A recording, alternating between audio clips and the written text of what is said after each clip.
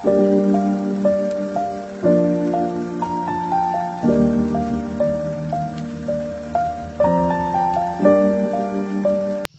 baba, kanan, kaliwa, saan ka man mapunta, tutuway nandito na. Pagtitipid. Bakit nga ba kailangan magtipid ang mga tao? Kailangan nating magtipid upang sa panahon ng sakuna, may magagamit tayong pera.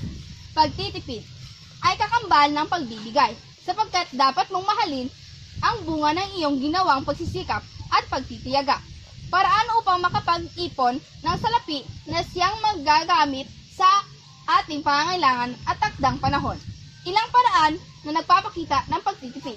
Number 1. Magbaon ng pagkain sa eskwela. Mas makakatipid kung magbabaon na lamang ng pagkain kaysa bibili pa sa kantina o kakain sa labas.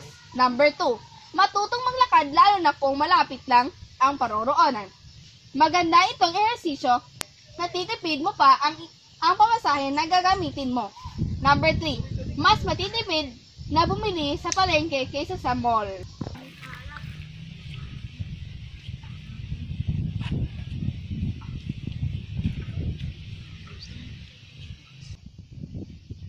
Hoy! Ikaw rin si pangawat ang lubya! Sakpan na yun ka! Sakpan! Di kayo magpakurat! Mataga ko na ko! Babalik po ang lecture time.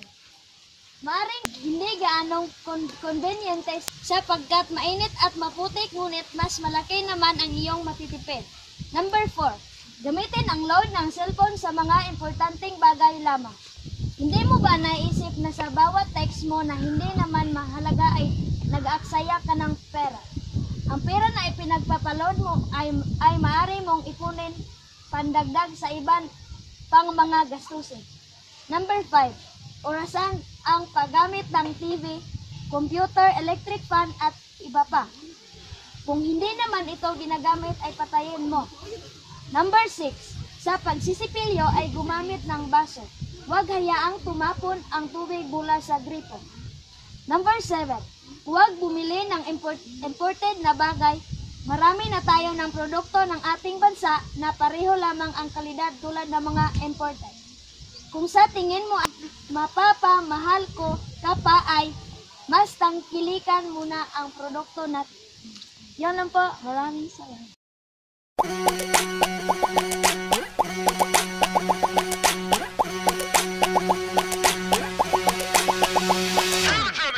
Got me about to break my neck. Tell me how you pop like that. You do it like it ain't no